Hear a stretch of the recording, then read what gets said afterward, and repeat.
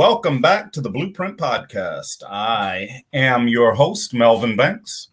Buckle up. It is time to enjoy the journey. It's good to be back with everybody this week as we venture into a topic that I love talking about. It's probably one of my favorite topics to talk about.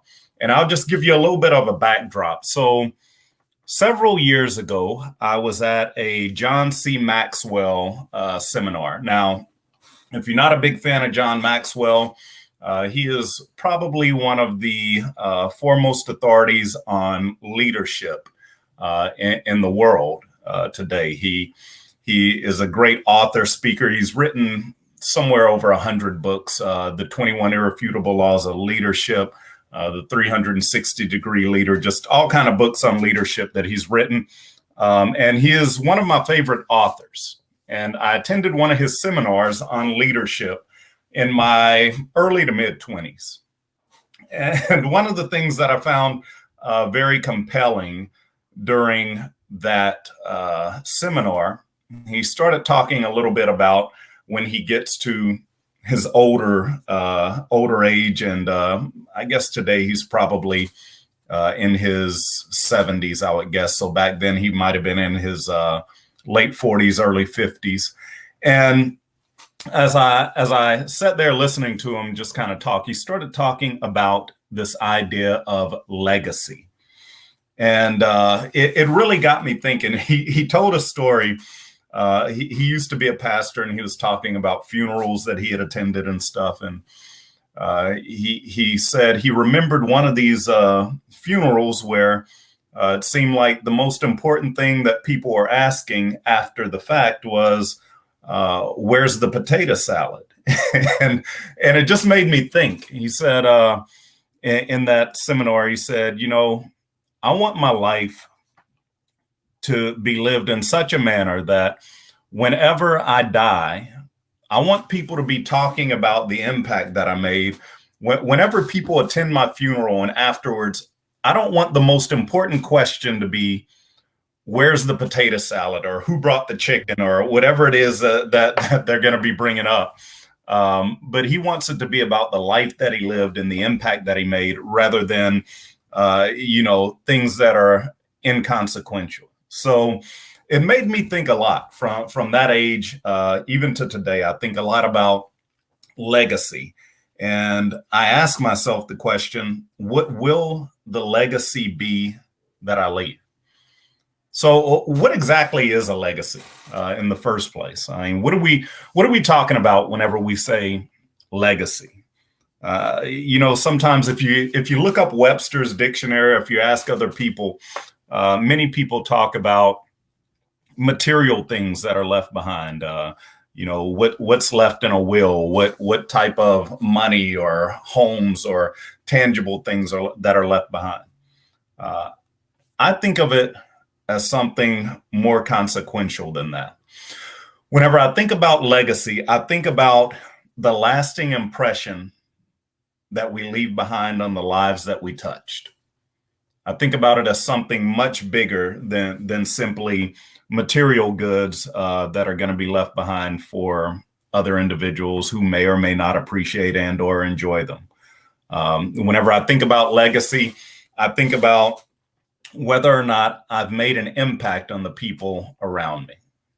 And today's show, above all else, what my hope is that I inspire you to think about this idea of legacy, and even more so to ask yourself the question, am I living the type of life that I want to be remembered for? Because that is the defining question of legacy. Am I living the way that I want people to remember my life? Am I doing the things that I want to be doing that people will be talking about 5 years after I'm gone, 10 years after I'm gone, 20 years after I'm gone? So today's show, we are going to talk about legacy. We're going to talk about a couple of different things dealing with legacy. And we're going to break it down into two sections here. First off, I want to talk about legacy blockers. And these are things that keep us from leaving the type of legacy that we want to leave. And then I want to talk about 10 ways that we can build a lasting legacy. Not just a lasting legacy, but a powerful legacy that we'll be proud of, that we want our children talking about and our children's children talking about long after we're gone. So today we're going to begin by talking about 5 legacy blockers. Now, like I said, these are things that we often don't think about. Maybe you've never thought about your own legacy before. But these things, if left untended to, are going to keep us from leaving the type of legacy that we want to leave whenever we're gone from this earth. So I want to make sure that I get us in and out in time. So I'm going to go ahead and just dive right in. So the first legacy blocker that we encounter in life is having no defined vision. Now, for those of you who know me, you may have attended one of my workshops before. You may have listened to me speak at some event somewhere. But whenever I talk about vision, I think that it is the most important thing that any individual can have, having a defined vision of what it is they are trying to accomplish in life. I think that vision is life's X factor. It guides us. It guides us in our daily walk. It guides us through everything that we do. When we have vision, we can pretty much endure just about anything and get to the other side of it. But without vision, life tends to be very melancholy, very void, and we just kind of meander. We get blown whatever direction the wind blows us because we have no clear direction on where we want to go. So our vision is what gives us direction in life. And I think that that's one of the primary things that people struggle with that keeps them from leaving the type of legacy that they want to leave, is that they don't have a defined vision. They don't understand where it is that they're trying to go. And if you don't know where you're going, pretty much anywhere is going to do. So they end up going through life without accomplishing what it is they're seeking to accomplish or going where it is they want to go. So no defined vision, the first legacy blocker. Second legacy blocker is living the life that others have defined for you. Now, I want you to think about this. Oftentimes, and you may have done it at some point in time, I know I have, rather than living the life that we were put here to live, many times what happens is we live the life that other people want us to live. And what I'm saying by that is we allow other people's ideas and thoughts of what our life should be like to dictate how we actually live our own life. We see this happen often, especially with children living lost dreams, missed dreams of their parents. We see it happen all the time. I'm sure as I'm saying this right now, you're probably thinking of someone who has had this happen to them. And you may even be thinking about your own life, that, you've lived life trying to fulfill someone else's dream, trying to finish someone else's work, and it's not really your work to do. And this keeps us from fulfilling the purpose that God put us here for whenever we get caught on that path of trying to live up to other people's idea of how our life should be.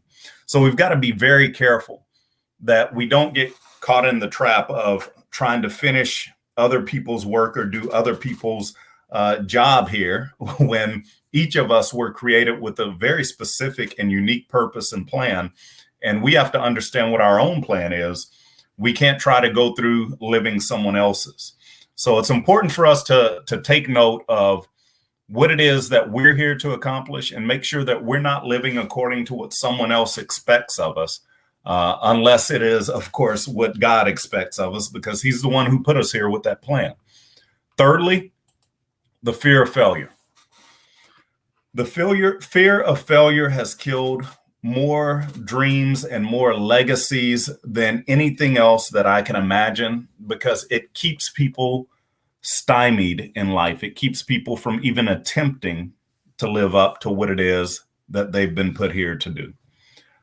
Many people go through life terrified of the possibility of failing at something, terrified of the possibility of of missing the mark, of not accomplishing what it is they were put here to accomplish. And because of that, they end up going through life without ever even attempting to accomplish what it is they've been put here to do.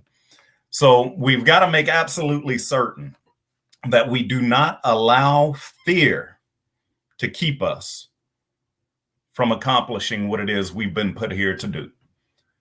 And in fact, I would go so far as to say we have to embrace fear. We have to run toward our fears if we're ever going to truly live up to the potential that God has put in us. If we're going to leave any sort of lasting legacy, we have to embrace fear.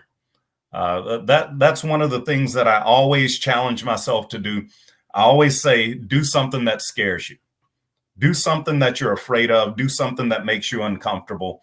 Always step outside of your comfort zone and seek what it is God's trying to call you to do, so that you can leave a legacy that you're going to be proud of. Whenever you get to your latter days, you'll look back and say, I did everything I was supposed to do.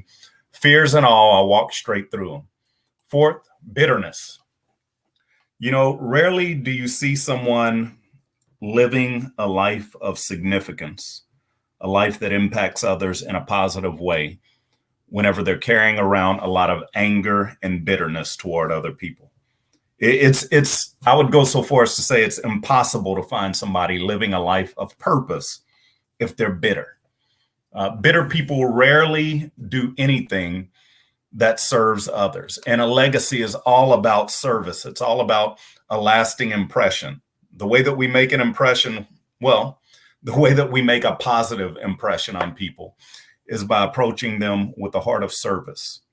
So we've got to make sure that for each and every one of us, that we let go of anything that keeps us from living with a heart that desires to serve, from living with bitterness. We've got to let go of anger and resentment. If you hold on to that, it's like the old saying, being bitter, being angry is like drinking poison and expecting it to harm someone else. The longer you hold on to bitterness, the longer it'll keep you from reaching the potential that you have, from serving in the way that you can, and from creating the legacy that you want to be remembered for. Now, fifth, a lack of priorities. A lack of priorities will keep you from accomplishing so many things, because when we spend all of our time focusing on things that are urgent, we miss all of the things that are important. Now, don't miss that. Things can be urgent and not be important. We could get all of our time focused in on running from here to there and doing this and that, and we could get all wrapped up in things that are urgent but not important. You know what? The coffee pot overflowed. That's urgent. Yeah, we got to stop it from overflowing, right? We put too much water in it. But is it important? How significant is that coffee pot overflowing with coffee in the grand scheme of your life? I've got to run and drop Jimmy off his lunch. He forgot his lunch. Okay, it's urgent, but is it important? Can Jimmy just grab a sandwich at school and he's still going to be able to go on, and so what, he didn't have his lunch that day? Absolutely. See, we have to stop focusing on the urgent and start prioritizing what's important. That, I believe, is one of the most important things that we could do.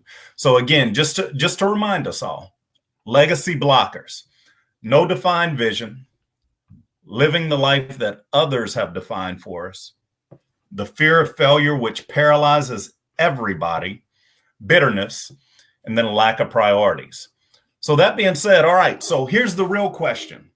How do we build a lasting legacy? How do we build a powerful legacy that we'll be proud of, that will allow us to go forward with the understanding that we did what we were called here to do? Well, it takes a couple of things. So take your pen out. Let's make sure you take note of this, because these are important. First off, you got to be joyful. Have a joyful heart. Whenever we have a joyful heart, when we dare to have the audacity of joy in our spirit in every situation, it allows us to serve in a way that brings joy to ourselves and to others. And it honors God in everything that we're doing. Angry, unhappy people do not leave a legacy, at least not one that they want to have people remember. So if we live with a heart of joy, we end up honoring our legacy, we honor God, and we live in a way that people will always want to remember us. Secondly, know what gives you a sense of purpose. Think about this. Have you ever just sat down and thought to yourself, what am I doing that makes me happy and makes a big difference? What am I doing whenever I have an impact on others? What is it that I'm doing whenever I feel in my spirit that I'm doing something of significance, that other people feel like, man, I was so glad that I encountered Melvin today because, man, he did this, or he served in this way. He made me feel this way. What is it that I'm doing in those moments that brings joy to other people's lives, that makes me feel like, man, I really did something significant today by being in that moment and serving that person? So we've got to make sure that we understand what gives us a sense of purpose. Third, we have to develop ourselves. So many times we get wrapped up, like I was just talking about, we get wrapped up in the urgent things. We don't take time to develop ourselves, to hone our skills, to prepare us to be able to do things that are going to leave an impression on other people. And whenever we don't tend to ourselves, it keeps us from being able to serve others. Hey, Nat, I appreciate you being on, man. I'm glad you were here. So we've got to make sure that we focus on developing ourselves. What are the things? What are my strengths? What are my weaknesses? What are the things that I need to focus in on to continue improving?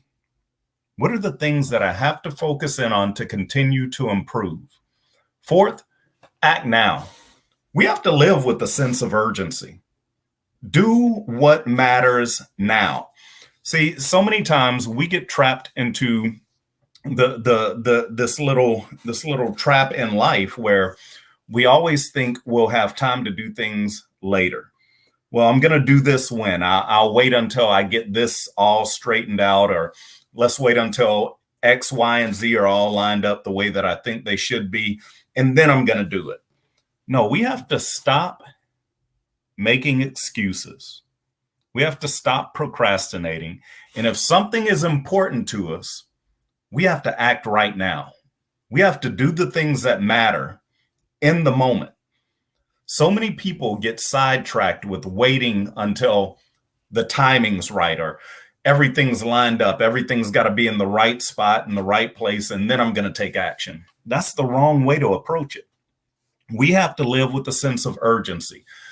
Understand what's important, and then act on those things. We can't continue to wait until we have the opportunity to do something when all of the circumstances are right, because everything is never going to work out that way. There's always going to be something that's just off, but we have to move forward even in that situation.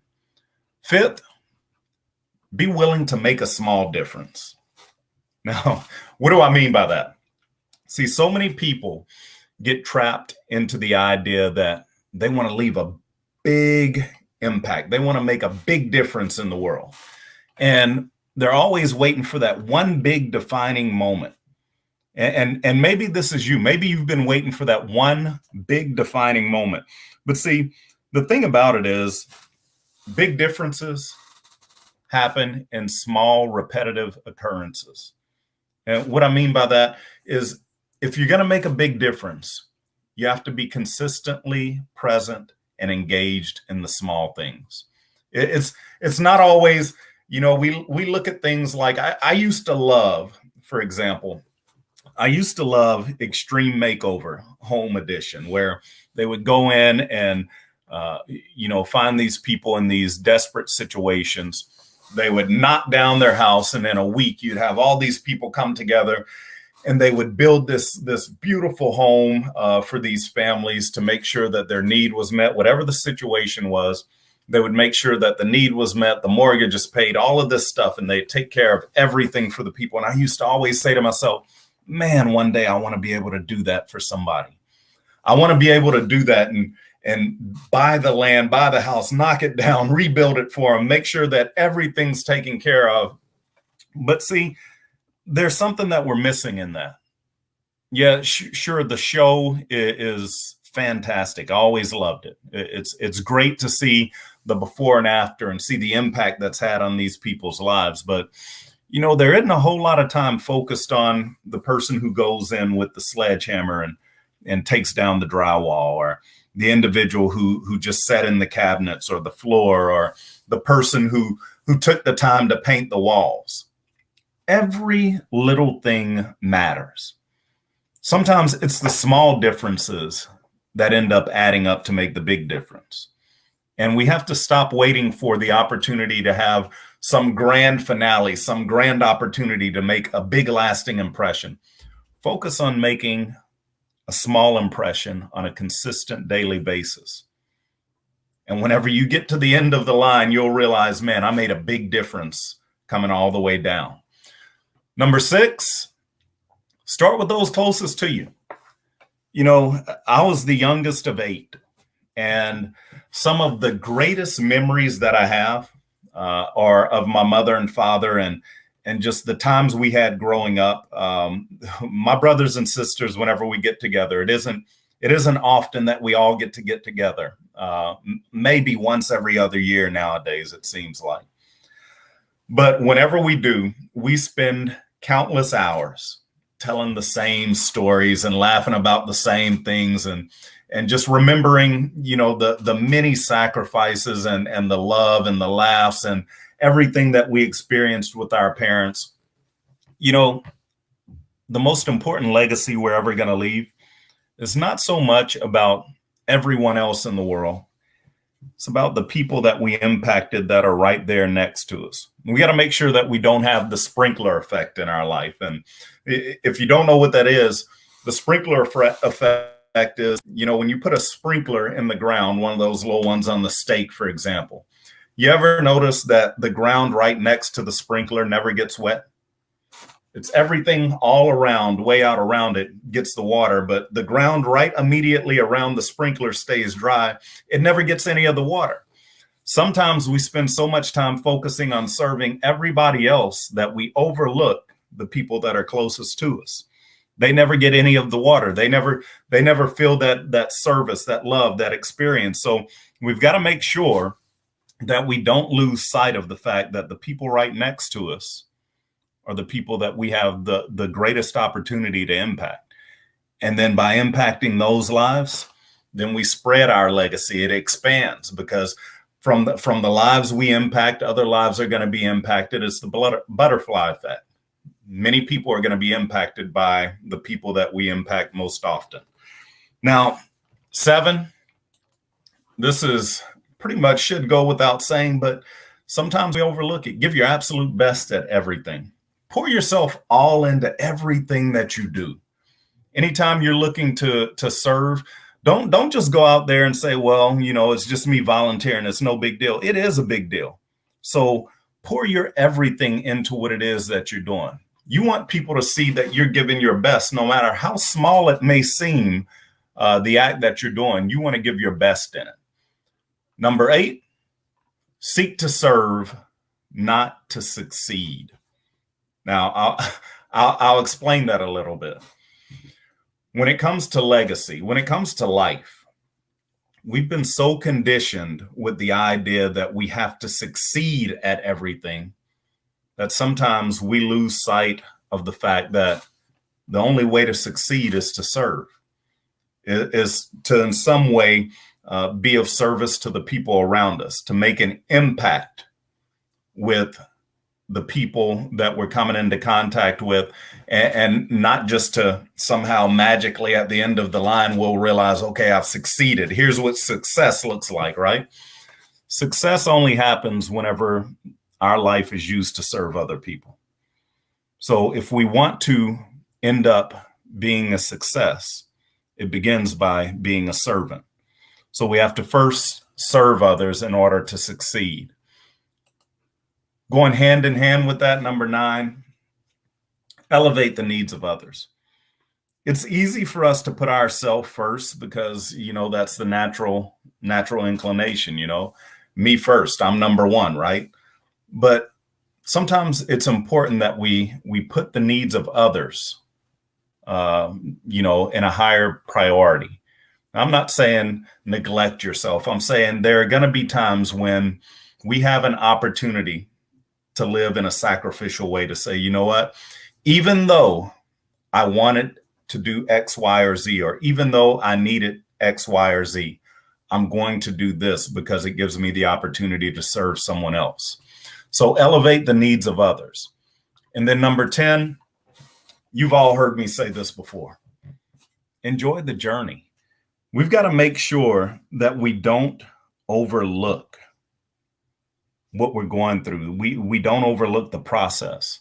We've got to have a joyful heart as we're going through it. We can't just run around trying to build. Let me make sure this legacy is lasting. Let me make sure that I've done X, Y, and Z. Let me make sure I've done these things without enjoying the process.